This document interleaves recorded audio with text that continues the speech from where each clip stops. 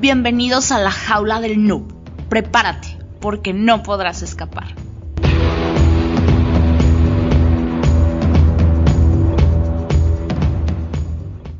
Hola, ¿qué tal? Bienvenidos a la jaula del noob, edición entrevistas. Y va a estar con nosotros Federico Pacheco, que bien, pues él está mucho en la parte de investigación, en la parte de seguridad informática. Él trabaja en una empresa que se llama Base 4 y nos estará platicando también otro tipo de tips y detalles que está desarrollando en el medio. De igual manera, tengo a mi compañero Pool y estará Debug, que hará la presentación formal. Hola, ¿qué tal? Soy de Bugsec y el día de hoy tenemos de invitado especial a Federico Pacheco, que tiene más de 20 años enseñando en universidades, institutos y organizaciones. De igual manera, tiene más de 20 años en el mundo de la ciberseguridad, planificación estratégica, investigación, gestión de riesgos y pruebas de penetración.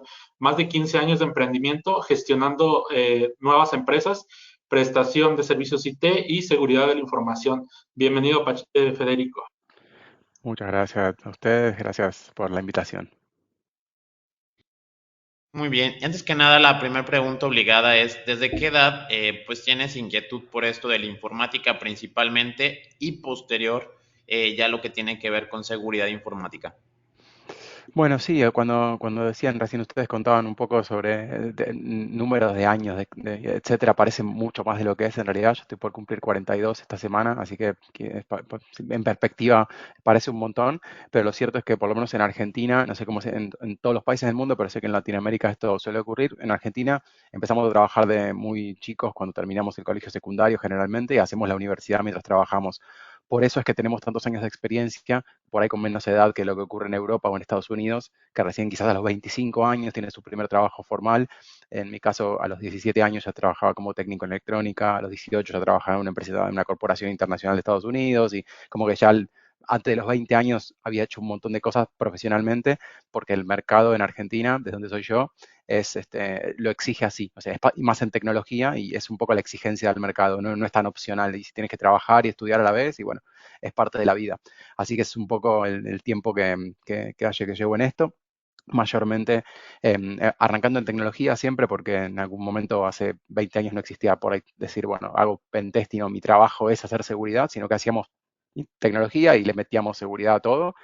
Y después, si nos remontamos a la parte, por ahí el ámbito no profesional, no el ámbito personal, donde por ahí cuando éramos chicos, más con las computadoras y reverseábamos jueguitos, estamos hablando de la época de los 90, imagínense DOS, cosas, juegos y pocas herramientas para DOS también, o para Linux en esa época también algunas, y era bastante difícil acceder. Entonces, la realidad es que la parte por ahí no profesional, en eso se basó todo el aprendizaje para después saltar al mercado y arrancar con algo de conocimiento. Fue más o menos a partir de ahí.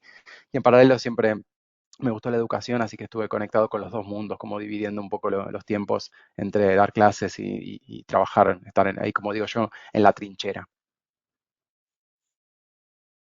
¿Podrías contarnos sobre cómo ha sido tu experiencia siendo docente en universidades y cómo fue tu primera experiencia como docente? Qué buena pregunta. Mira, sabes que cuando en la universidad es un entorno donde entré a dar clases hace un poco más de 15 años. Ya tenía mis 25 por ahí aproximadamente y había conocido a una persona que era el jefe de cátedra de la materia de seguridad informática, se llamaba en ese momento, en la Universidad Tecnológica Nacional en Argentina, que es la más importante a nivel ingeniería en el país, como la más representativa y tiene más alumnos, etcétera, está en Buenos Aires. Y esta persona, yo había conocido a su hijo en IRC, en alguna conferencia, algo muy under de Linux, y me acuerdo que me decía, sí, pues, mi papá da clase en la UTN, ¿cómo? ¿En serio? ¿Cómo, cómo puede ser? Y lo puedo conocer, sí. Entonces un día hubo un evento que se hace acá, allá, perdón, yo estoy en España, se hace en Argentina, un evento muy importante, que era para el ámbito más comercial, más corporativo, y este señor iba a ir y me dice, si quieres mi papá va a ir, si quieres ir a conocerlo, ahí va a estar. Hablale de mí, le digo, contale que tengo ganas de conocerlo, ¿verdad? Y en el momento cuando llegué me puse a conversar y le dije, me presenté, obviamente que le digo, si te puedo ayudar en algo, me encantaría colaborar, yo soy de la misma universidad, yo estudié ingeniería electrónica en la misma universidad, pero la materia era de sistemas, así que no me podía meter mucho, de ingeniería en sistemas, ¿no? Así que eran dos ingenierías diferentes y no nos conocemos entre las facultades, ¿no? Así que le dije, me encantaría formar parte, ayudar, colaborar como sea, no importa, gratis, ad honorem, no tengo problema, como quieras, yo voy a estar ahí.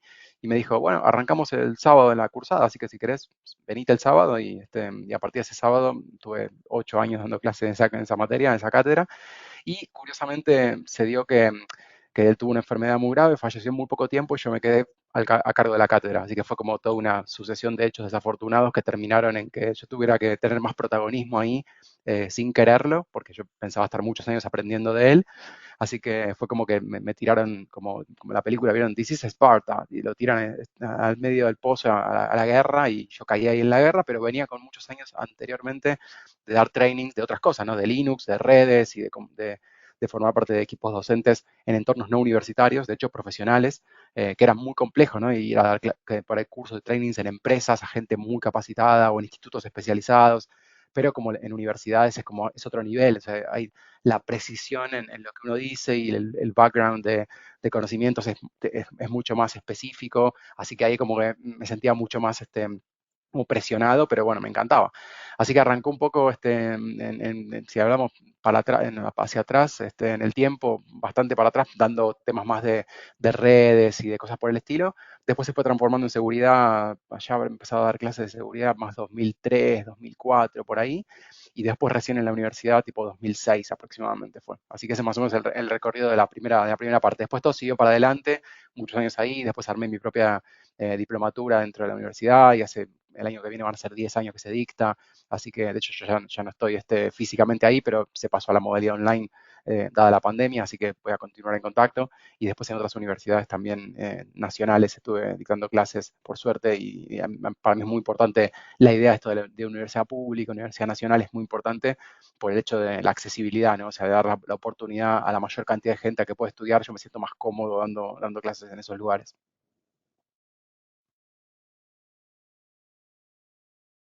¿Qué tal, Fede? ¿Todo bien? Todo bien, todo bien. La verdad que se nota en el tono de tu voz la pasión que hay por este tema, ¿no? Claro, claro. Mira, yo quería consultarte, más que todo una consulta, una curiosidad, porque veo que en todo tu trabajo, lo que pasa es que cuando estamos en el tema de sistema de informática o como tal, empezamos con un objetivo, tal vez con una curiosidad, Ujú. con alguna experiencia, etcétera, ¿no? Y de alguna manera vamos aprendiendo de a poco, ya sea un poco de programación, un poco de comunicación, un poco de sysadmin, redes, qué sé yo.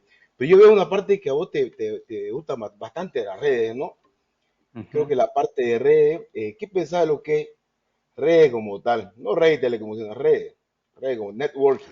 Claro, claro. A ver, claro, es una parte súper importante. De hecho, lo considero uno de los conocimientos de base para cualquier cosa de seguridad. Por más que uno no se dedique a seguridad en redes, los conocimientos que se requieren para entender las redes es como programación, es como un conocimiento de base que aunque no lo utilices, te sirve para comprender un montón de cosas. O sea, si entiendo de protocolos, por ejemplo, de cómo se interconectan dos dispositivos a través de Internet o en una red inalámbrica o de cualquier tipo, incluso puede ser a nivel incluso dentro de una placa, por ejemplo, en la comunicación hay como pequeñas redes dentro de toda la electrónica. Así que como las ideas base de eso ayudan a comprender un montón de otras cosas en el mundo de la seguridad. Así que por eso también, tanto mi tesis de grado, por ejemplo, fue basada en tema de redes de fibra óptica, de cosas bastante interesantes que estaban hablando hace unos años. Y bueno, hicimos una práctica en un laboratorio de un ISP en Argentina, el más importante de fibra óptica de Argentina. Así que sí, me acompañó mucho el tema de redes y es un tema que también es muy técnico y también que el que no lo necesita no se mete mucho ahí, porque si lo puede evitar, es como la programación, ¿no? Si lo puedo evitar, lo evito. Si lo necesito, lo uso, pero si lo puedo evitar, lo evito. Y el que sabe programar entiende mucho más cosas probablemente que el que no, pero no es que es siempre necesario. Lo que pasa es que como da una idea más completa de los conceptos y de las ideas y de cómo funciona el sistema operativo, etcétera. Con las redes creo que pasa lo mismo y es como un conocimiento de esto, como un conocimiento de base, como aprender a sumar y restar para hacer operaciones matemáticas más complejas, es para mí el tema de las redes. Y incluso más importante que otras cosas, incluso saber muchos sistemas operativos a veces que también es importante, pero como que la parte de esto de los fierros se mete menos gente, como que le da un poco de miedo entender qué hay abajo, qué hay a nivel de los bits, ¿no? Bien, a mí me gustaría preguntarte qué opinas de pues, la complejidad de los ataques hoy en día. La otra vez estábamos analizando durante otro episodio que prácticamente con distintas formas de Advanced Persistent Threat o los APTs están entrando las empresas por vectores de ataque en donde utilizan Cobalt Strike, Mimikatz, PowerShell, Metasploit también. Y hablábamos un poquito de la facilidad de que ahora ya te lo bajas de cualquier lado este código o las herramientas ofensivas y ya no es técnicamente difícil. Antes era como que entre colegas o entre amigos nada más conocías a 2 o 3 que hacían 0 days y si no tenías esos conocidos, esos contactos, pues tú no tenías acceso al código o a los exploits. ¿Qué está sucediendo y cómo ves el futuro de estos ataques? Porque cada vez vemos como si las herramientas que hacemos a veces para pentesting o fines benéficos, luego se están utilizando como payloads también para el cibercrimen. Me gustaría saber tu opinión. Sí, es bastante complejo, no sé si tengo alguna visión tan clara de hacia dónde va, pero por lo menos sé cómo llegamos hasta acá y pareciera que siguen en la misma tendencia en esto de que cada vez se hacen más accesibles para todo el mundo las herramientas, de la misma manera que se hacen accesibles las armas, o sea, o cualquier cosa que sea, o sea, que se pueda usar para una cosa o para la otra. El tema es que creo que crece al ritmo que crece también la sociedad y las tecnologías en sí. O sea, quizás el fraude en el espectro más amplio, en sus definiciones más amplias, se cruzaron con la tecnología, entonces ahora llegan a más gente. O sea, siempre estuvieron ahí, pero llegaban a menos gente, que era solamente la gente que usaba ciertos sistemas, etcétera, o a las empresas. Entonces pareciera que se le va a seguir buscando la vuelta desde el lado incluso del cibercrimen, digamos, pero también creo que es un poco que el mercado dicta un poco para dónde van las cosas, ¿no? Porque de repente no sé, todo gira, es que es el eje de China versus Estados Unidos y Rusia versus no sé cuánto, y Alemania y a Latinoamérica versus Asia, o sea, y todo eso pareciera como que conforma una cuestión geopolítica que hace que un montón de cosas se deriven de lo que pasa ahí. Entonces, no sé cuánto las empresas pueden hacer más que, salvo que sean empresas muy grandes, si son empresas relativamente medianas o chicas, a veces simplemente es sentarse a esperar y tomar las mejores medidas y tratar de ir hacia medidas más complejas, pero no pueden pagarlas tampoco. En cambio, empresas más grandes, a lo que están yendo, y acá por ahí sí engancho un poco con la respuesta, es hacia conceptos más avanzados de seguridad, que si tienes el dinero para pagarlo o la gente, o para la gente, dinero para pagar la gente que lo hace, o bien para desarrollar los sistemas, no es una cuestión de licencias, porque son cosas que no lo requieren, es armar, por ejemplo, sistemas de defensa activa, donde salgo a buscar al atacante, donde armo sistemas para que el atacante se acerque y lo agarre, donde hago threat hunting, donde voy a cazar específicamente lo que se me escapa del radar, lo que se va por afuera de lo que puedo monitorear. O sea, esos detalles que son muy finos solamente pueden llegar empresas que ya tienen todo lo demás resuelto. La mayoría de las empresas están luchando para ver si le dan presupuesto para su primer IDS. Entonces, por lo menos en Latinoamérica y en muchas partes del mundo también, si no pareciera que que estamos como olvidados en el mundo y nada que ver, hay un nivel muy bueno en muchos países de Latinoamérica, pero en las empresas más grandes tampoco tienen la respuesta y creo que cada vez dependen más de los profesionales que están atrás del uso de las herramientas y las técnicas y las tecnologías, porque como bien sabrán y como ya se ve hace muchos años, las tecnologías nos pueden ayudar, pero no van a resolver todos los problemas que tenemos y menos en seguridad. Así que creo que está volviendo un poco la pelota a caer del lado de la gente, que no sea lo mismo quién es la persona que hace threat hunting, quién es mi pentester, quién es mi equipo de SOC, que los que manejan el centro de operaciones, quiénes son, qué habilidades tienen. Entonces, como que un poco me parece que está volviendo eso a caer del lado de la gente, lo cual está muy bueno. Y ahí se puede cruzar un poco, porque ahí las cosas más avanzadas pueden enfrentarse a gente más preparada. Pero de nuevo, no puede pagar todas las empresas y las empresas más chicas y obviamente también las personas terminan cayendo quizás ante problemas más sencillos que por ahí se podían haber resuelto con tecnologías más básicas, ¿no? Pero de nuevo, es todo muy desparejo. Por supuesto, el mundo en sí es desparejo y la tecnología está repartida de manera que el comercio lo permite. Así que sí creo que un poco va para ese lado, el tema de crecen las amenazas, crecen por ahí los actores de amenazas y por ahí con más alto perfil incluso, pero también del otro lado hay profesionales que se dedican exclusivamente a esas cosas, pero no todas las empresas los pueden albergar y darle lugar para que hagan esas cosas tan avanzadas, ¿no? Algo muy importante en el pentesting es el reporte, ya que es lo que se le va a entregar a la empresa, pero ¿qué consejos podrías darnos para que nuestro reporte quede bien elaborado y que la empresa pueda entenderlo a la perfección? Mira, creo que estás tocando una fibra sensible, te debo reconocer, porque debo haber sido de los primeros que empezó a meter, a poner el tema en agenda, por lo menos en Argentina, y en los eventos, por ejemplo, en Ecoparty, en trainings específicos para technical writing y escritura tanto de papers como de reportes técnicos. Y de hecho, sí, para mí es uno de los temas que doy en clase siempre, porque como siempre le digo a mis alumnos, em, no nos pagan por hacer el pentest, nos pagan por hacer el reporte. El reporte se hace con el pentest, con lo cual es una consecuencia, pero el cliente no me va a pagar hasta que no esté el reporte. O sea, si el pentest está perfecto y tengo root en todos tus servers, el cliente no me lo va a pagar. ¿Se entiende? Entonces, de alguna manera es hasta que no les puedo explicar todo eso y no se lo puedo demostrar, y no solamente demostrarle lo que hice, sino demostrarle que eso es una herramienta útil para tomar decisiones para su negocio, es lo mismo, o sea, no va a estar convencido que está pagando por algo que en realidad podría no haber pagado. ¿Y por qué estoy pagando esto? Para mostrarme que me rompieron todo, pero no podía haberlo hecho de otra manera. Entonces, desde mi punto de vista, quizás lo más interesante es tratar de buscar la forma de contarlo como esta cosa, como esto del el storytelling moderno.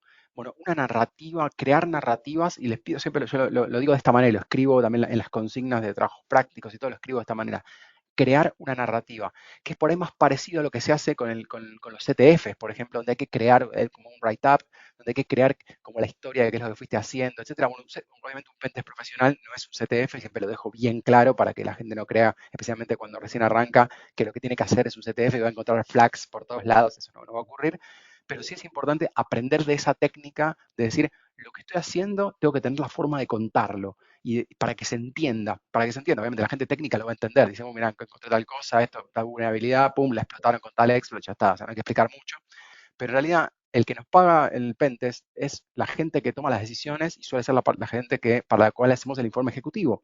Entonces tiene que haber información que esté procesada de tal forma que puedan consumirla y que les sirva. Porque tampoco les sirve decir, tenés 76 vulnerabilidades de riesgo bajo, 4 de riesgo medio y una de riesgo alto.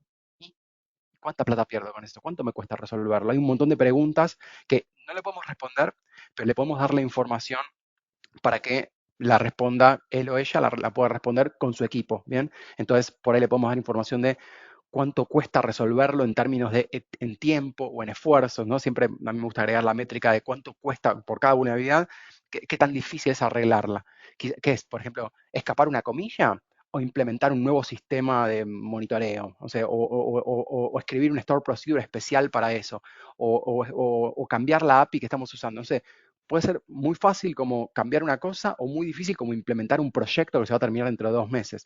Entonces, para mí es importante cuando decimos cuáles son las vulnerabilidades que fuimos encontrando, dar información más allá de la gravedad, dar información de qué tan costoso es resolverlo, qué tan fácil o difícil es resolverlo. Por supuesto, dar información para que se pueda resolver lo más rápido posible, si hay opciones mejor, y poder reflejar todo eso en el informe ejecutivo de tal manera que, de nuevo, se les haga la vida más fácil al que toma las decisiones, al que diga, esta herramienta me sirve, este reporte es una herramienta que la primera página, vamos a suponer que el informe ejecutivo es la primera página, que yo mire la primera página y diga, qué interesante, yo quiero más de estos porque me dicen cosas que yo quiero saber, ahora sí quiero hacer más que uno, porque yo hago uno solo, es como decir, me voy a hacer un análisis al médico y me hago el próximo dentro de 3 años. Y lo que pasó en el medio no me enteré, por ahí empeoré, mejoré, no tengo idea, tengo que tener uno con cierta frecuencia.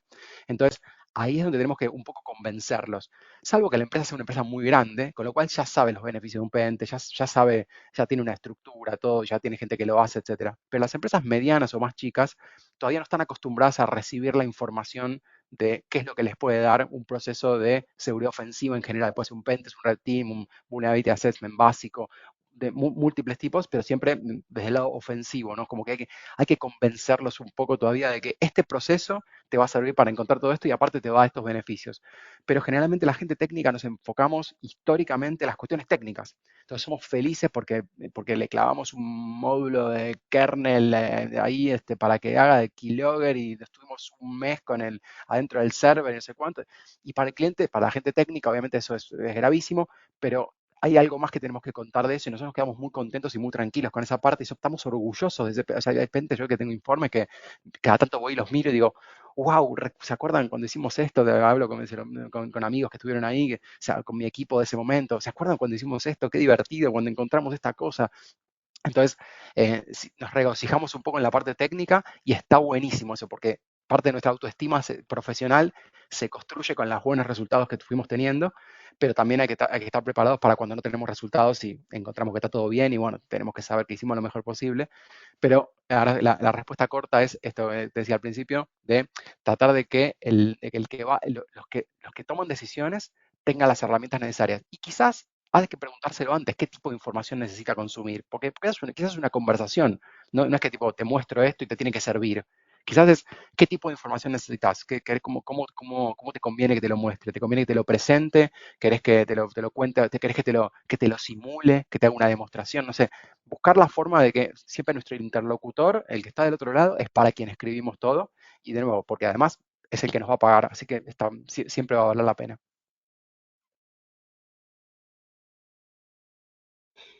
Mira, totalmente de acuerdo con eso que yo, Fede, porque ahora que comentaste, has comentado varios puntos, ¿no? Interesantes.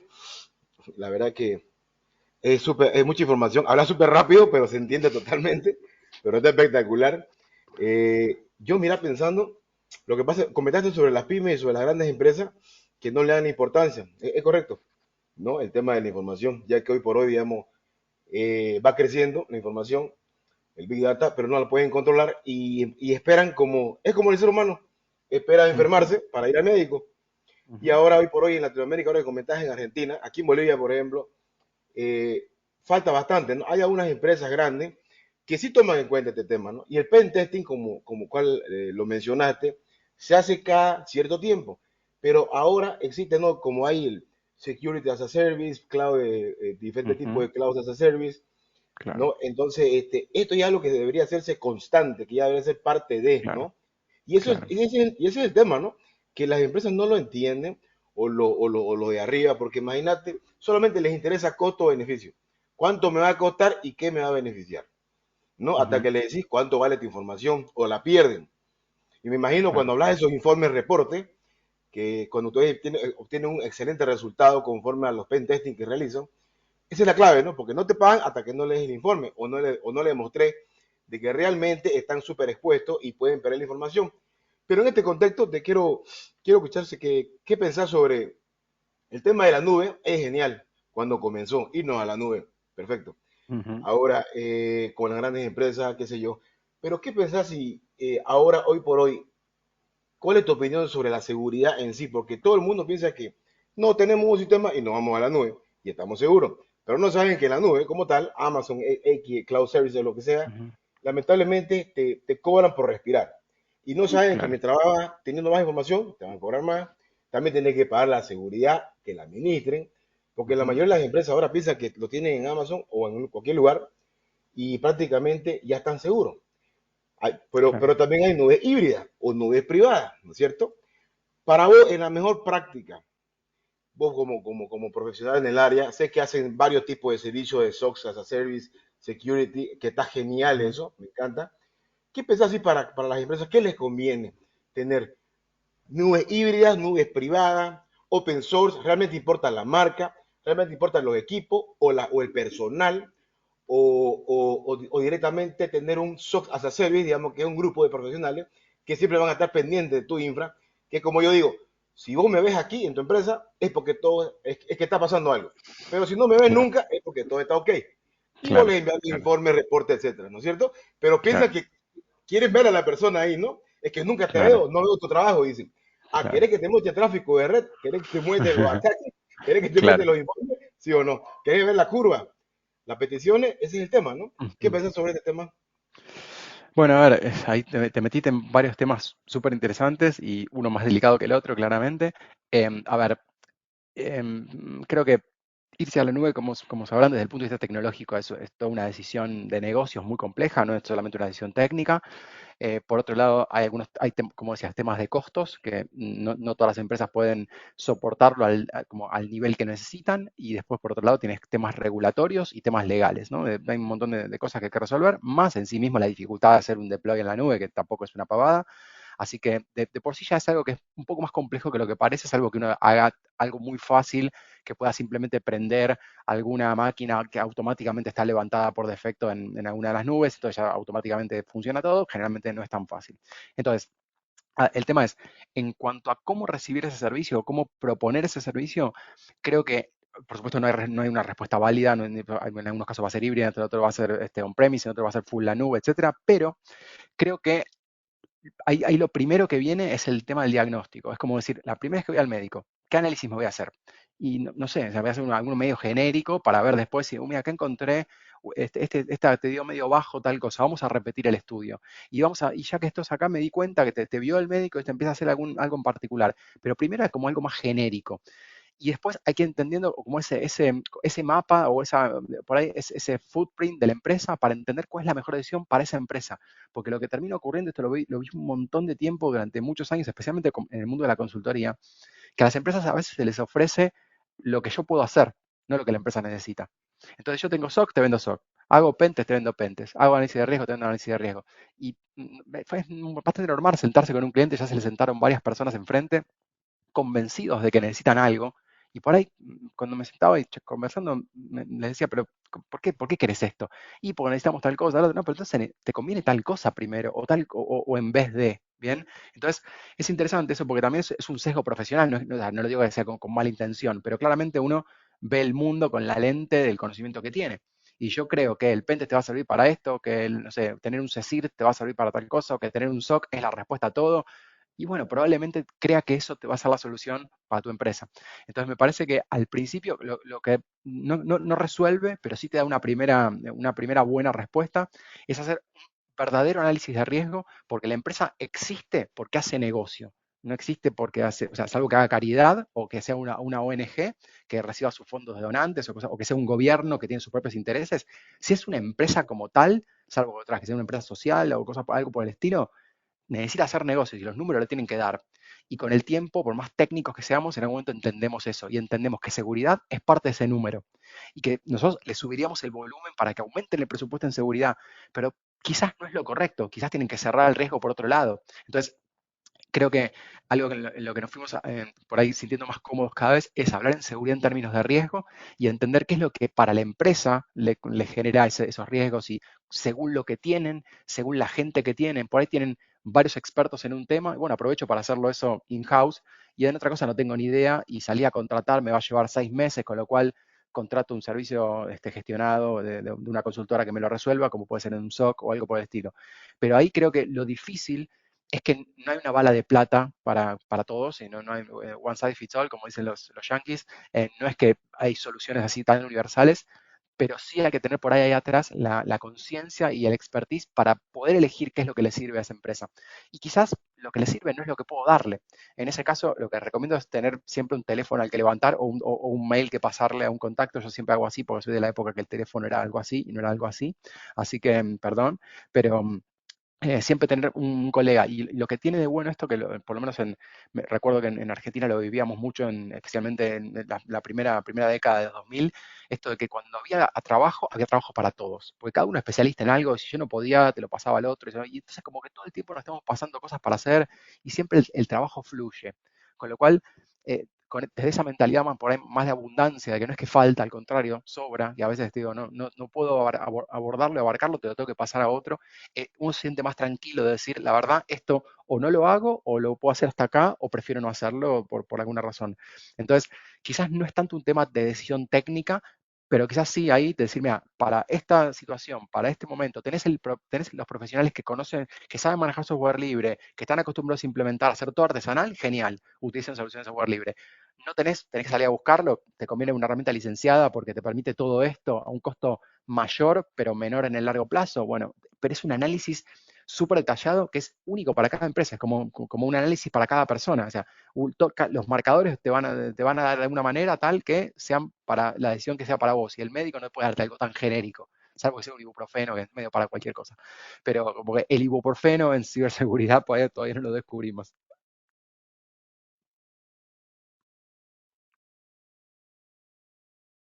Muy entendible todo lo que indica. Me gustaría hacerte una consulta.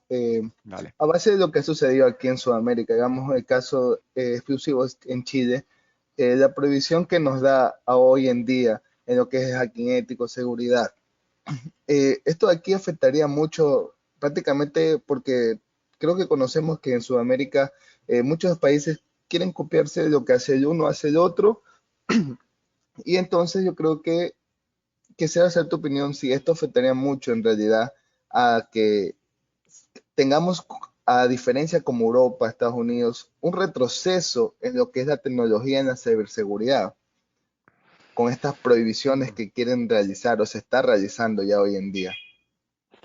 Sí, como te decía, creo que en algún punto, primero, en Sudamérica, a diferencia por ahí de Europa, que tiene una mentalidad más regional naturalmente, simplemente porque el comercio fomenta que se tenga que llevar bien para comerciar, y esto es algo de la época de los fenicios, no lo inventamos nosotros en el siglo XXI, o antes de los sumerios quizás. Quizás la mentalidad de estar todos tan cerca y querer comerciar hace que tengan que generar un montón de cosas en común, como por ejemplo una regulación, como el caso de GDPR, la regulación de privacidad, datos personales, etcétera. Entonces, pero está un poco forzado y hasta si uno se puede pensar, por ejemplo, tanto en el euro como estas regulaciones regionales, por supuesto que a algunos países les conviene más y a otros les conviene menos, pero en el promedio le conviene al mundo también, le conviene a ellos y le conviene al mundo.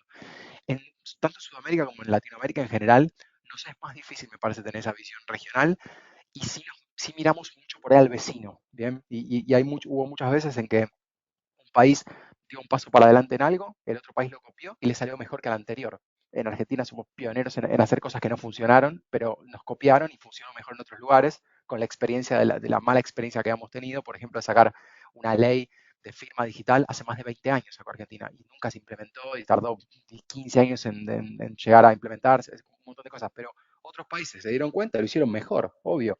Entonces, quizás el mirar lo que hace el vecino me parece que es una buena idea y generalmente, ahora esto es más opinión, hasta ahora era más observación, pero más opinión es que creo que también el mercado de alguna manera termina equilibrando a la fuerza a veces. O sea, si, no sé, por ejemplo, si se fomenta o no se fomenta la investigación independiente, si se fomenta o no se fomenta las cosas relacionadas con privacidad, si se persigue o no se persigue, si hay leyes relacionadas con ciberdelitos o no, todo eso termina como acomodando y con el tiempo, o sea, el tema es que lo que llega a ser una ley después tarda por ahí en cambiar, así que también eso es una restricción, pero bueno, la tecnología corre muy rápido y en definitiva termina siendo un poco lo que manda, termina siendo de nuevo el mercado, incluso cuando las cosas pasan como de costado de la ley, o sea, por lo menos de nuevo muchas legislaciones de cosas que están prohibidas, como datos personales, ya se hacían igual porque no había porque el país no tenía no tenía la capacidad de ir a enforcear y de ir a hacer que esas cosas pasen y auditarlas como organismos. Entonces, al fin y al cabo, terminaban ocurriendo igual porque era así. Entonces creo que quizás en algún momento pueda haber algo más a nivel regional, sería buenísimo, especialmente todo lo que es la parte de cibercrimen, etcétera, que por supuesto que están tan repartidos, ¿no? O sea, se comete un delito en un lugar, pero la persona está en otro, pero el dato está en otro, pero la ley es de otro país, entonces eso genera cosas complicadas que si no tenés como una visión más regional o global es más difícil.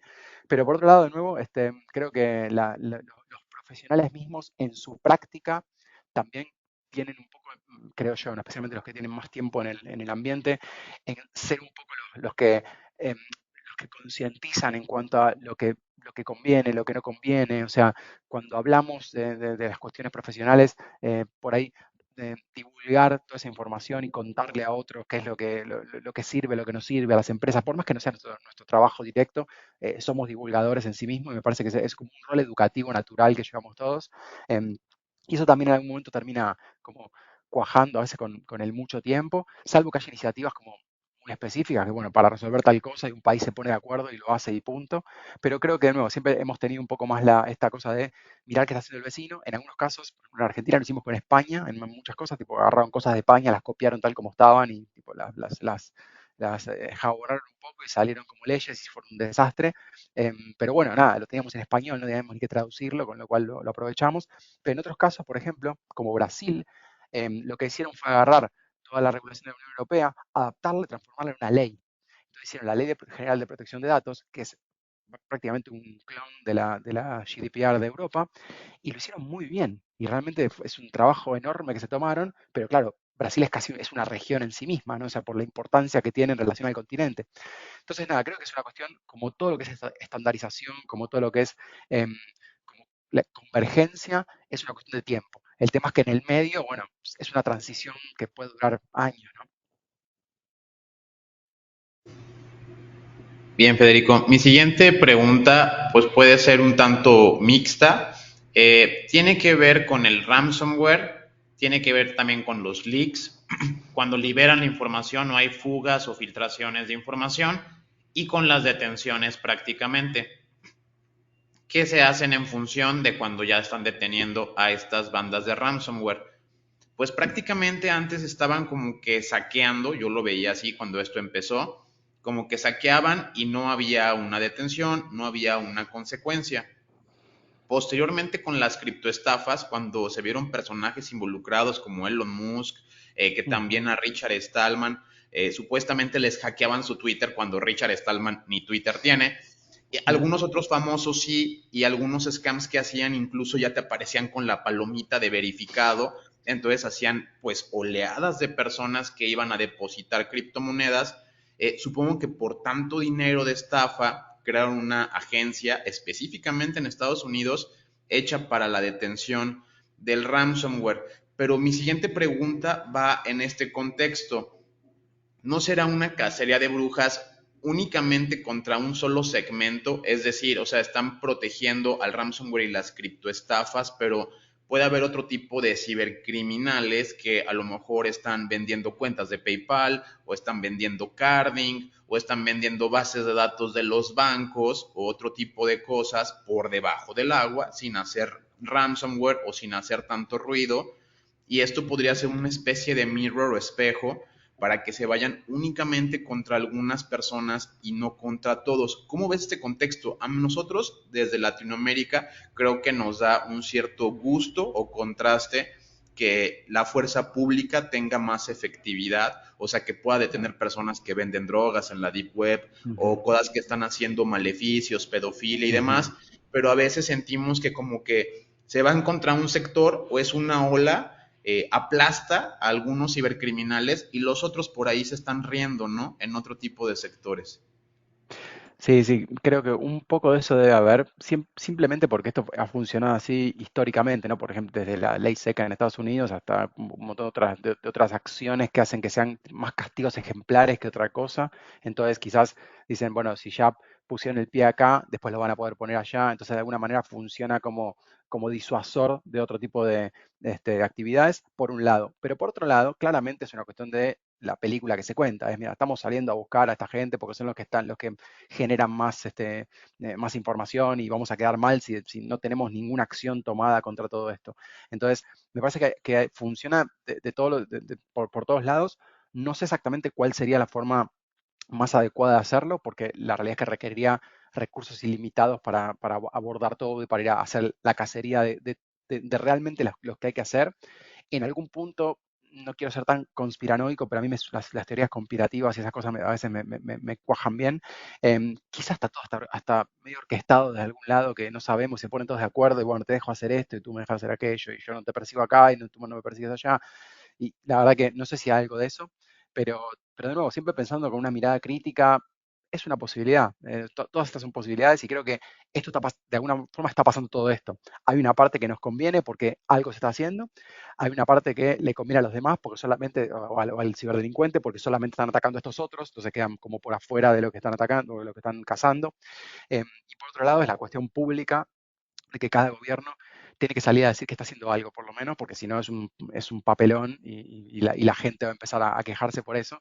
Y por supuesto su objetivo es mantenerse en el gobierno, en el poder, así que tienen que demostrar que hacen las cosas bien. Cuando bien, vamos a suponer que significa esto. Pero sí, claramente creo que hay muchísimo por hacer todavía ahí y no tengo duda que se hacen un montón de esfuerzos. En los últimos años he estado vinculado bastante con personas que están en el tema cibercrimen, ya hace tiempo que no estoy directamente en eso, pero he escuchado cosas que hacen no sé, fuerzas de seguridad de muchos países que hacen cosas súper avanzadas que ni nos imaginaríamos hasta qué punto están metidos en los lugares y cómo hacen las operaciones para perseguir los ciberdelincuentes. Son cosas muy avanzadas, pero requieren muchísimo tiempo, muchísimo esfuerzo, muchísimo dinero. Y de nuevo, por lo menos en Latinoamérica, no tenemos tanto recursos como para andar gastando de la misma manera que Alemania, que yo he escuchado a jefes de policía de Alemania contando sus operaciones contra el cibercrimen y a cosas increíbles que parecían de las series de Netflix, como todas las cosas que hacían. Y nosotros pensábamos, bueno, nosotros tenemos un 1% de ese presupuesto. ¿Cómo vamos a hacer? ¿Qué tecnología vamos a usar? ¿Quién nos puede ayudar? Entonces, nada, es un poco más por ahí contextual también, porque también esto ocurre, si bien los ciberdelincuentes se enfocan en lugares donde tienen más poder adquisitivo para poder tener mejores resultados económicos. Por otro lado, también es como que en eso quedamos un poco al margen, porque claramente sería mejor meterle un ransom a una empresa que factura en dólares que una que factura en pesos argentinos, claramente. Así que un poco creo que es este equilibrio del mercado, y creo que todo lo que has dicho es cierto en alguna medida, y no tengo idea cómo va a seguir, pero creo que de alguna forma el movimiento hacia adelante nos sirve igual, y que el tema esté en agenda nos sirve. Por eso que estemos en las redes sociales, que se digan cosas al respecto, que la gente sepa que esto es un problema, la gente de a pie, que la gente que no está en tema sepa que esto es un problema, por más que no lo veamos. Me parece que es importante. Y los que tenemos esa responsabilidad somos nosotros, ¿no? Creo que los comunicadores, los que estamos al frente de un aula, de un podcast, de un canal, de un medio, de lo que sea, o incluso en nuestras propias redes personales, y nuestras cercanías de personas, contar esto para que los demás también se enteren de que es algo que está pasando y es un problema, es algo que no tenemos resuelto como humanidad, digamos, ¿no? En la actualidad, todavía muchas personas piensan que un hacker es un pirata informático que se dedica al cibercrimen, y es algo que obviamente sabemos que no es verdad, porque hacker y cibercriminal son cosas bastante distintas. Pero para ti, Federico, ¿qué es un hacker? Em, Creo que he tenido muchas definiciones en la cabeza. Con la última que siempre me terminé quedando es con una combinación entre eh, poder agarrar algo y usarlo de formas distintas para las cuales fueron creadas, o sea, una tecnología, una herramienta, lo que sea, pero a su vez que sea con una mirada de romper las reglas, de ser creativo, de meterle pensamiento lateral y de tener un montón de conocimiento para poder aplicar todo eso. Creo que es una combinación de habilidades más actitudes que son difíciles de describir realmente, porque no es una cuestión meramente bueno, de ser un experto en algo, porque un experto en algo sin curiosidad no tiene mucho efecto en el mundo, y una persona muy curiosa sin conocimiento técnico probablemente no logre nada técnicamente y su efecto sea limitado. Hay un punto donde se cruzan todas esas miradas y se empiezan a pensar cualquier cosa, las tecnologías, las herramientas, cualquier cosa como algo que sirve, que puede servir para algo diferente, que puede ser utilizado de una manera diferente. Y de nuevo, creo que es el hacker, vamos por decirlo de alguna manera, tiene esa capacidad de ponerle esa mirada diferente, que es lo que hace que después cuando uno está del otro lado y piensa, digo, wow, qué interesante que fue esto, cómo se le habrá ocurrido. Y por ahí uno piensa, y no se me podría ocurrir porque esa persona cruzó esos dos cables que eran difíciles de cruzar. Pero además creo que también todo eso nos pasa a muchos de nosotros, porque nos pasa, pero de esos hay unos pocos que tienen un impacto muy grande en la sociedad, en el mundo, en la tecnología, etcétera, y esos creo que son los que tienen por ahí el mote, les pondría realmente el mote de hackers, y los demás somos todos como wannabes y que querríamos estar ahí, pero realmente por ahí en esas cositas chiquititas es la misma actitud, pero las cosas que impactan después en el mundo o en la tecnología, para mí esos son como los grandes títulos de los hackers. Sí, correcto, excelente definición. Siempre esa es la pregunta. Esa es una eh, cuestionante que todo el mundo tiene hasta ahora, ¿no? Pregunta acertada, respuesta acertada. Más acertada imposible. Eh, Gracias. Federico, mira, yo pensando ahora con el Edge Computing, que me encanta a mí este concepto de todo lo que es a ver, hablemoslo como una inteligencia artificial distribuida, ¿no? Ujú. con todo lo que se viene en Edge Computing, vos sabés que con una red de usuarios interconectados, hiperconectados, el metaverso, web 3.0, ¿no? Porque hay dos aspectos acá muy interesantes. No solamente la parte de interfaz de usuario en el mundo interconectado, sino también ya que en un momento la identidad, digamos, distribuida, te das cuenta, con o aplicaciones distribuidas, cómo el Internet se va a expandir de una manera diferente, ¿no? En estos mundos virtuales. Ahora, pero, o sea, está genial todo eso, está genial. No, pero en este momento como te acabo de comentar, el Edge Computing como tal, ¿qué crees que se viene con el tema de la seguridad? ¿Cuál es el futuro de la ciberseguridad? Porque yo sé que son grandes pasos que estamos dando con esto, pero Ujú. también implican grandes riesgos y sobre todo compromisos, ¿no? ¿Qué pensás de todo esto Ajá. y cómo estamos preparándonos para este, no futuro, sino esto que ya está pasando ahora? Ya futuro muy cercano y ya actual. A ver, sí, es cierto, la realidad es que creo que para muchas cosas estamos viendo qué hacer, o sea, estamos tratando de descubrir qué es lo que hay que hacer, porque hay cosas donde estamos tratando de llevar conceptos, ideas, tecnologías, técnicas, cosas que traemos de otro mundo o que traemos de otra fase de la seguridad a esta nueva. Algunas se van a aplicar, otras no, van a requerir cosas nuevas. Pienso en términos de, no sé, algo tan, tan aplicable como la criptografía. Y uno se imagina, bueno, vamos a agarrar los mismos algoritmos, los usamos mañana en lo mismo y en lo otro, pero no, vamos a requerir algoritmos diferentes, con técnicas diferentes, que sean más livianos de resolver, algunos que sean más robustos para ciertas aplicaciones. Entonces, como temática va a ser la misma, vamos a querer aplicar las mismas cosas que sabemos, nos vamos a dar cuenta que no alcanzan o que sobran y que no son adecuadas y vamos a tener que hacer algún ajuste.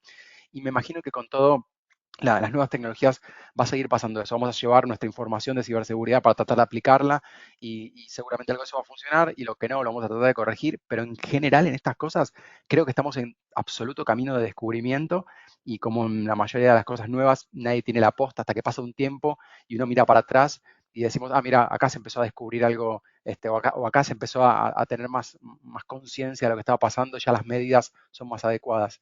Pero en general me parece que estamos descubriendo muchas cosas y estamos dándonos cuenta que, de nuevo, que no podemos aplicar exactamente lo mismo que conocíamos.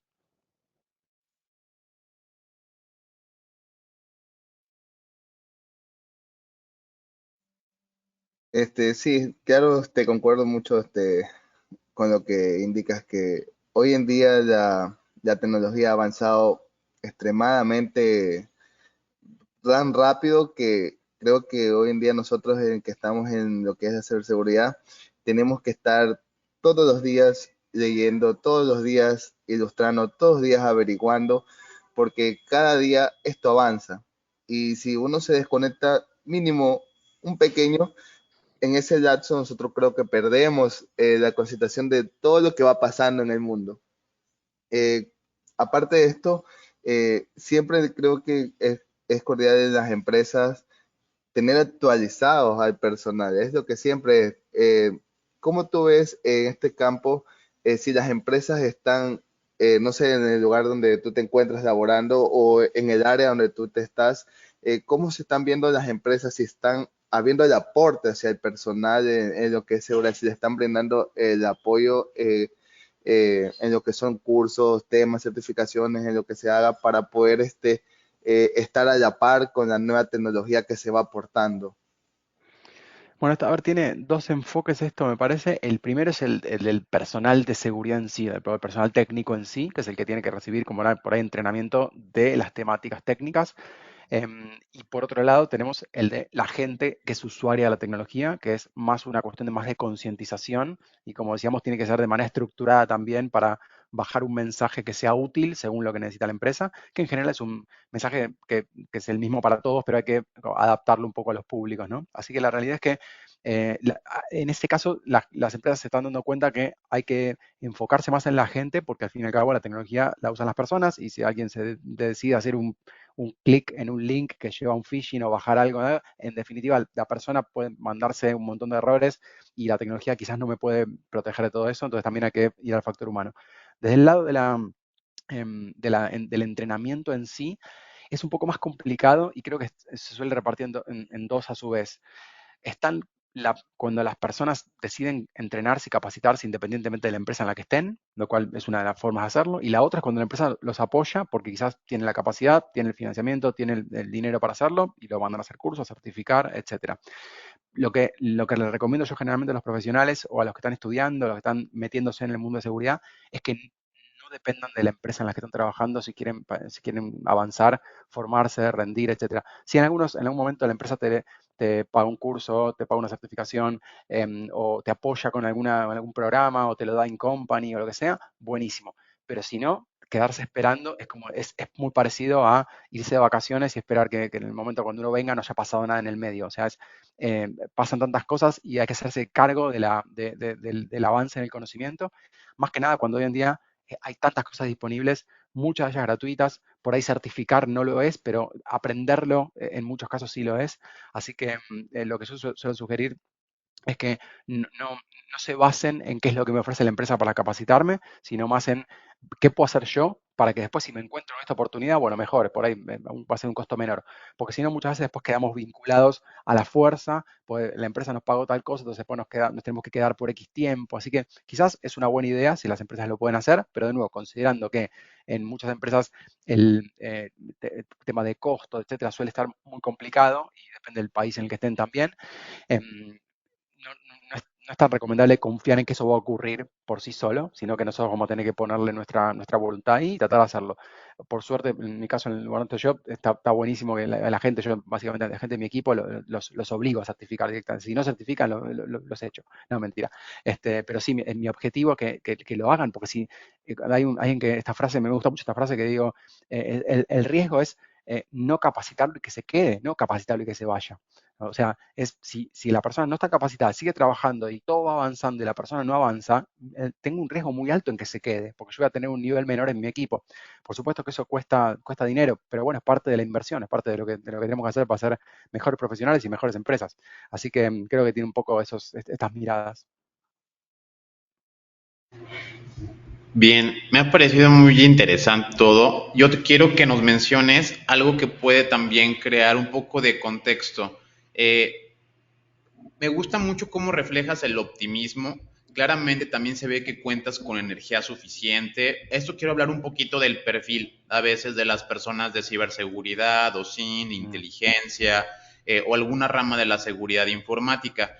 A veces nos quieren ver así como que no, pues debe de estar así ya todo el tiempo jalándose los cabellos, de que no sabe que no le sale el código, que no le funciona, pero cómo Claro. mezclar este tipo de cosas. También por ahí me tocó leer que practicas ciertamente deporte, que te gusta, entonces, ¿cómo mezclarlo? ¿Cómo eso te ayuda a la tolerancia a la frustración, quizá a manejar un poco el estrés? A nosotros, ciertamente, y eso lo noto constantemente ya durante mi carrera, las personas siguen mucho el profesional, quieren ser hacker, pero obviamente también cuando te involucras en proyectos, estás en cuestiones de pentesting, red teaming, blue team, son elementos de tensión. Y también sería importante reflejar a las personas cómo se administra esto, cómo te manejas. No todos los días puede ser llegar con que te atacaron, los ciberataques, eso llevarlo a casa sería algo problemático. Entonces, eso también es importante, crear un contexto de cómo lo manejas en tu vida para que no se te suba todo esto de los ataques, el hacking, la ciberdelincuencia, y tú puedas llevar una vida normal, regulada y equilibrada. No sé si la llevo, pero creo que sé a qué apuntas y creo que sé hacia dónde apunta cada uno cuando hace ese balance o se trata de buscar ese equilibrio. Y la realidad es que creo que depende un poco del momento en el que uno está también de su propia carrera profesional. Quizás al principio, por uno tiene más energía, hasta en su juventud, puede recibir, puede absorber como una esponja y puede estar 20 horas sentado en la computadora sin dormir, solamente absorbiendo información para ponerse al día y avanzar mucho más rápido. Cuando pasa el tiempo, uno ya por ahí cambia de ritmo, necesita cambiar las prioridades y eso hace que se refleje eso en tener menos tiempo y la cabeza más ocupada en otra cosa. Entonces, creo que también, primero tiene que ver con el momento profesional en el que está cada uno, y segundo, esto de tratar de buscarlo ese equilibrio, porque no va a llegar solo, porque si, siempre va a haber más para hacer, siempre va a haber más para trabajar, siempre va a haber más para todo, o sea, para lo que necesitemos siempre va a haber más. El mundo, digamos, la entropía siempre aumenta, no disminuye. Así que la realidad es que me parece interesante buscar este balance en cada uno. O sea, acá hay gente que le puede servir hacer deporte, hay otros le va a servir meditar o hacer yoga, a otros le va a servir jugar, y conectarse en línea y jugar, o jugar a la PlayStation o lo que sea. O sea, como que cada uno tiene su punto de equilibrio, pero para todos es diferente. En lo que nos encontramos es, sí, quizás por ahí, en esta pasión que se nota, es la que se ve a través de la cámara y que cuando uno interactúa con alguien, especialmente gente que se dedica a seguridad, yo no me encuentro con gente que sean como de nivel bajo, tranquilo, ¿qué hace trabajar en seguridad? Ah, bueno, sí, ¿y está bueno tu trabajo? Sí, más o menos, está ahí. No, no, generalmente es gente que lo hace porque le encanta, se apasiona. Entonces, como que tenemos esa ventaja de que sentimos que está bueno lo que hacemos. Entonces, como que eso nos da como un nivel extra, ¿no? De querer estar ahí presentes y hacer cosas. Y eso viene con el combo de, como decías, la tolerancia a la frustración, que también hay que desarrollarlo. En algún momento se desarrolla, o sea, queramos o quedamos fuera de juego o lo desarrollamos. Es el sesgo de supervivencia. O sea, si avanzamos y llegamos hasta un punto es porque sobrevivimos y si no, quedamos en el camino. Y tengo un montón de colegas, ex colegas, alumnos y un montón de personas que he conocido que iniciaron su carrera y no la siguieron porque no les gustaba esa sensación de hago y no sé si no siempre tengo resultados. No es como en otras cosas que hago, tengo resultados. Hago más, tengo más resultados. Hago más, tengo más resultados. Es lineal o por lo menos crece más o menos linealmente. Acá quizás tenemos que tener un poco más de conciencia sobre eso. Pero sí, invito mucho siempre a cada uno a que busque el punto de equilibrio. Puede ser con su familia, puede ser saliendo a hacer algo, puede ser cambiando de ritmo. Pero y acá creo que el truco, creo que es el único que conozco, es hacer algo para cortar, tipo cortar a la fuerza, tipo cerrar y decir, bueno, listo, cierro acá. ¿Pero podría seguir? Sí, pero quiero que me queden ganas. Quedarme con las ganas me parece que es un buen secreto para saber que mañana cuando me siente voy a seguir con ese impulso. No es que me agoté, entonces corto y termino porque no puedo más, estoy saturado o estoy cansado, no quiero saber más nada con esto. Entonces como que para ir manteniendo por ese nivel me parece interesante y divertido encontrar ese punto donde digo, podría seguir, pero mejor corto acá porque así mañana sigo con esta energía. Y eso a mí particularmente me ha ayudado mucho. He visto que España se ha interesado muchísimo en promover la seguridad de la información con conferencias muy grandes en colaboración con la Policía Nacional, como el evento de Cyberwall, que pues estuvo buenísimo y demás. Y es algo súper bueno que quisiéramos que pasara no solamente en México, sino también en otros países. Siempre he dicho pues que la ciberseguridad no es un gasto, sino una inversión, pero desgraciadamente muchas organizaciones, instituciones, y gobiernos no le dan interés a esto. ¿Qué crees que haga falta o cómo crees que sea posible lograr despertar ese interés? Bueno, a ver, están las dos vertientes, como también un poco conversamos hace un rato. Está cuando ocurre algo, que naturalmente el tema está arriba de la mesa, se pone en agenda a la fuerza.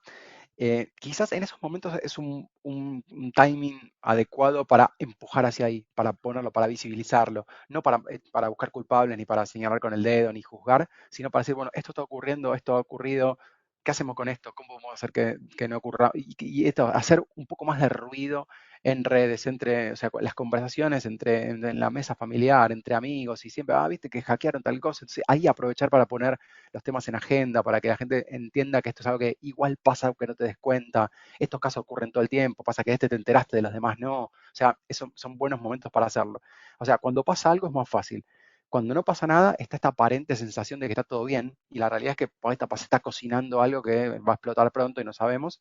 Entonces, en ese caso, creo que tiene más que ver con la educación, con que la gente formalmente reciba esta información en las empresas, en los colegios, en las universidades, desde chicos incluso, que sepan que la tecnología las va a acompañar toda la vida y que el uso prudente, responsable de la tecnología y reducir los riesgos, etcétera, es parte de cada uno y cada uno tiene responsabilidad sobre eso.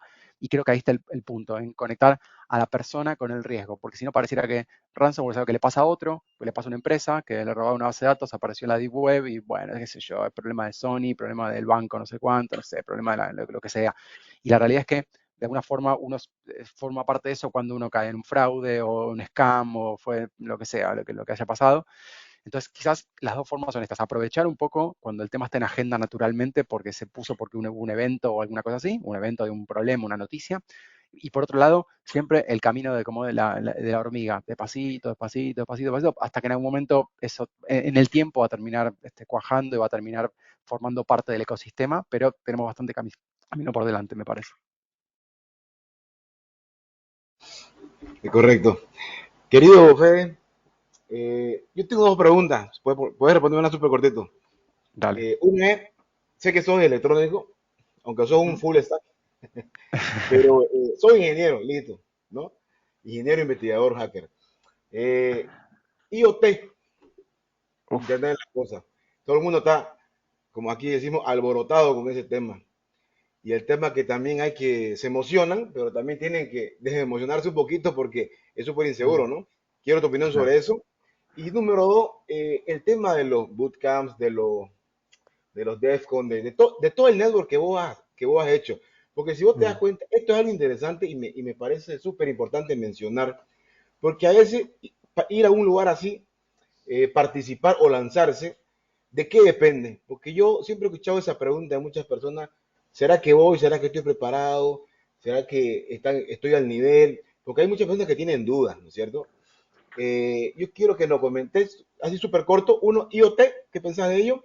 Y dos, la seguridad en IoT, obviamente, ¿no? Y dos, no tanto experiencia, sino qué ujú. pensás, qué has adquirido y qué beneficio vos hasta ahora te das cuenta que has tenido. Yo sé que lo ves como un activo, porque invertir para viajar a otro lugar y hacer una red, un networking, lo importante Ujú. que es, ¿no? Pero comentanos sobre vos, sobre tu experiencia. Buenísimo, buenísimo. Sí, para la parte de IoT, sí, creo que recién ahora se empezó a ver un poco más todavía, más que antes, porque el tema viene hace un montón de tiempo, pero como es más un problema ahora que todos tenemos la casa llena de dispositivos inteligentes, entonces parece algo como más cercano que Alexa me está escuchando y entonces me pide que yo le pida, no sé, cosas por el estilo. Pero es una tendencia que claramente va a seguir porque cada vez las cosas son más inteligentes, no menos inteligentes. Cada vez todo tiene un chip adentro con cosas que hacen, que reconocen la voz, el ambiente. Es algo que tiene tanto terreno para crecer todavía. Y a mí, obviamente, me gusta mucho particularmente eso porque es algo muy cercano al hardware, con lo cual la electrónica, por supuesto, hace que me guste más. Pero a su vez, está esta pelea muy clara entre, mucho más que en general que en el software, me parece, entre la funcionalidad y la seguridad. Este equilibrio, ¿no? Desequilibrio se produce a veces que si una sube parece que la otra tiene que bajar.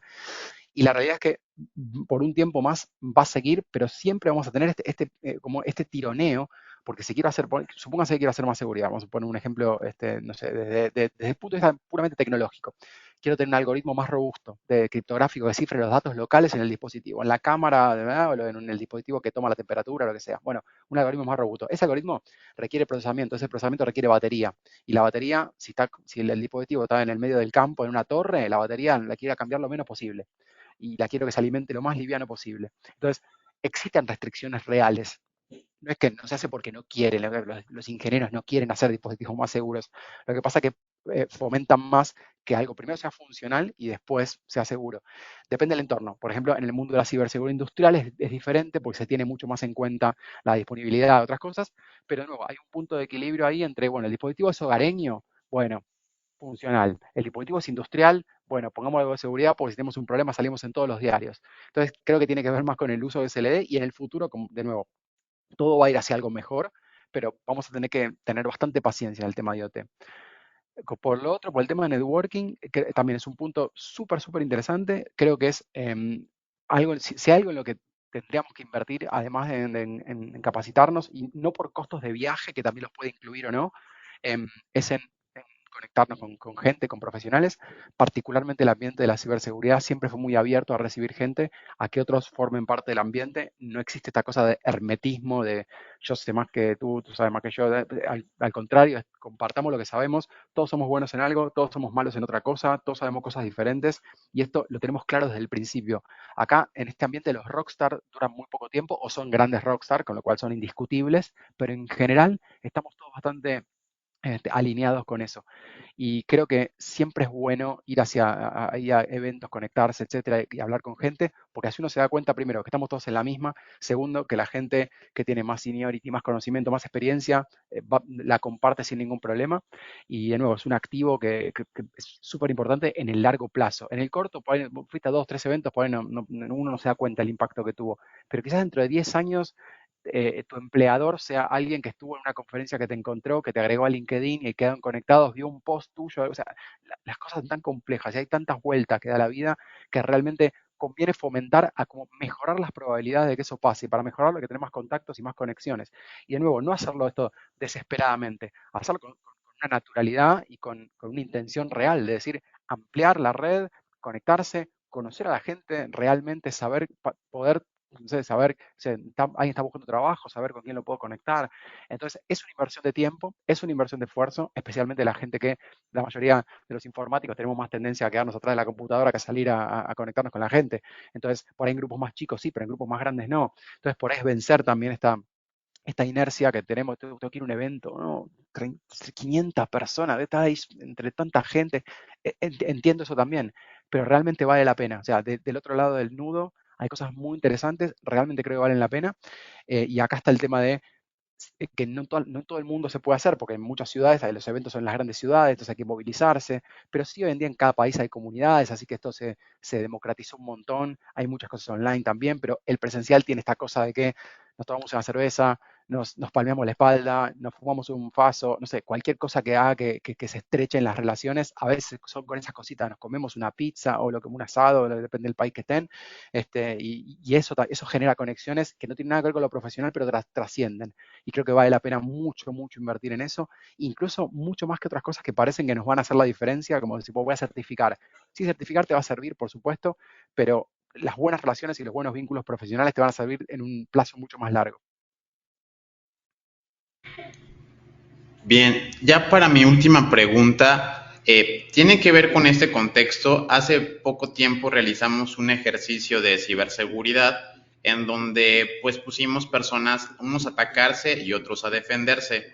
Y en su mayoría pues la gente quiere atacar, o sea, la gente quiere ataques de negación de servicio, ataques de phishing, cómo hago cross-site scripting, cross-site rescue forgery, cómo uso Metasploit, cómo uso OpenBAS, cómo me meto con Bursuit, cómo saco una shell, cómo secuestro la cookie.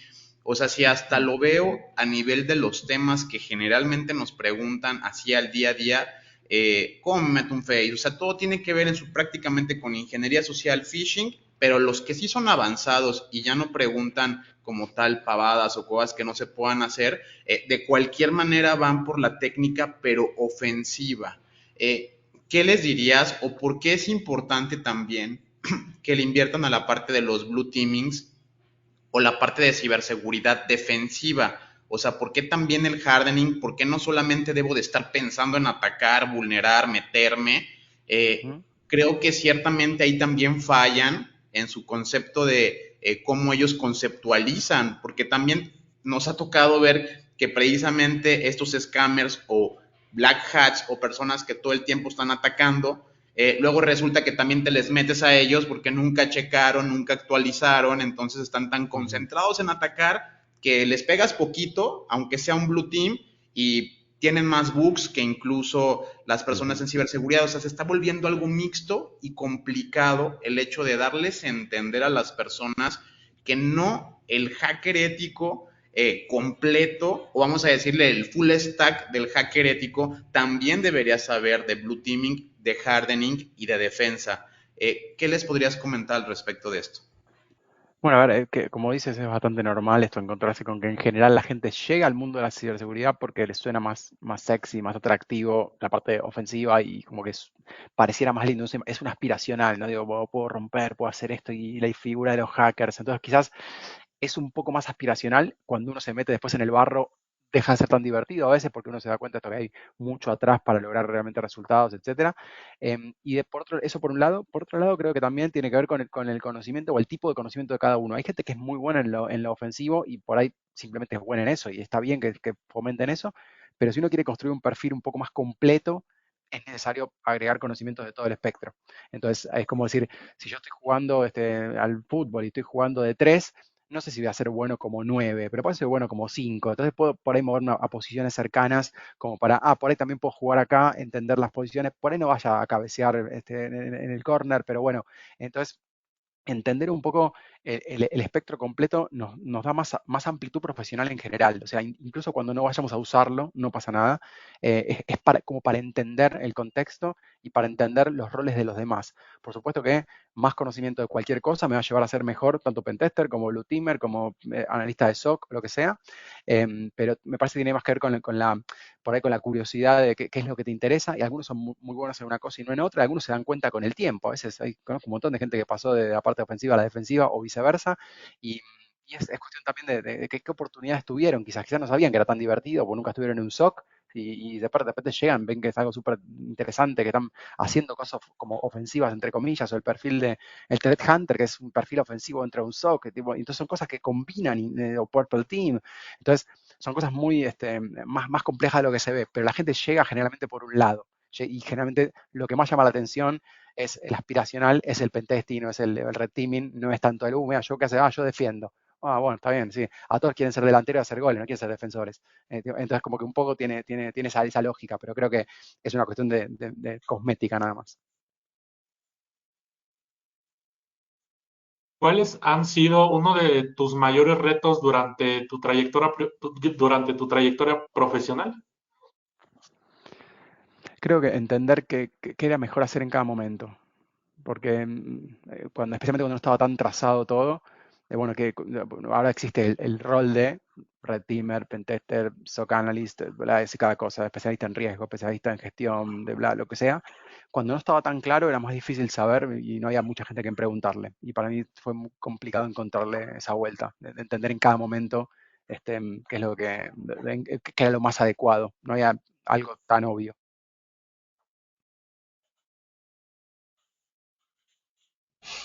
Bien. Eh, Querido Fede, ¿sabes qué me da curiosidad? Comentando así a nivel personal, para concluir con mi participación, ¿qué tiene tu atención ahorita? Porque en ciberseguridad, mira, estamos hablando de que tus 17 años has comenzado con esto. Y esa capacidad de asombro, capacidad de ser curioso, investigador, se nota la pasión que tenés, fuertísima. Y eso me encanta, eso es muy bueno.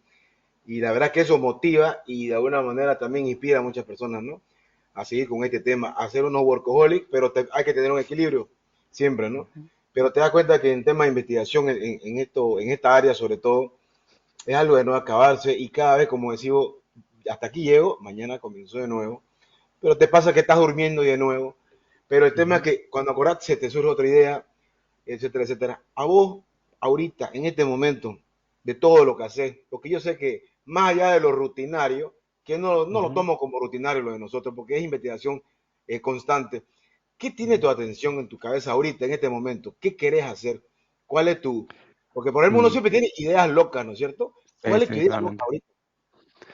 En este momento estoy bastante concentrado en el tema de defensa activa, de las múltiples facetas del lado de Cyber Deception, de Threat Hunting, de Purple Teaming, de cosas que hacen a estas formas más avanzadas de defensa, y hay mucho terreno para recorrer y nadie tiene la posta, como decimos, nadie tiene la última palabra y nadie sabe tanto, hay muy poca gente que sabe mucho de esto, y me parece un tema que tiene mucho para explorar, y creo que está bueno estar en los temas cuando están arrancando, cuando todavía no son tan obvios, porque hablamos de un montón de temas que ya tenemos, no sé, he escrito 10 años de libros sobre eso, y de hay otros que hay muy pocas cosas. De esas pocas cosas, creo que está bueno estar en ese momento. En este momento creo que defensa activa, ciberdefensa activa es uno de esos, y es en el que estoy ahora a nivel de research.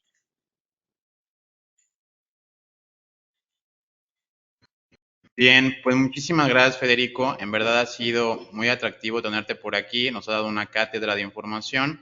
Esperamos tenerte nuevamente en algún otro episodio de La Jaula del Noob. Por ahí estamos organizando unas mesas de debate para que puedan ahí discutir con otros profesionales algunos temas.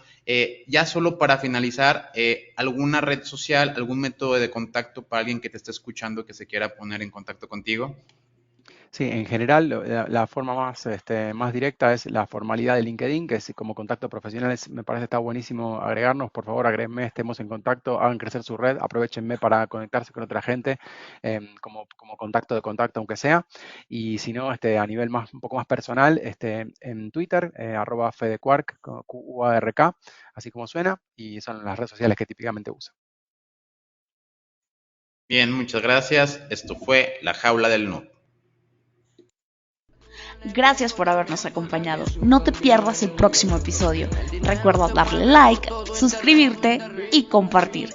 Esto fue La Jaula del Noob. Sale mucho fake, que solo es un lamer y quiere joder, y no va a poder, no sabe con quién, se vino a meter.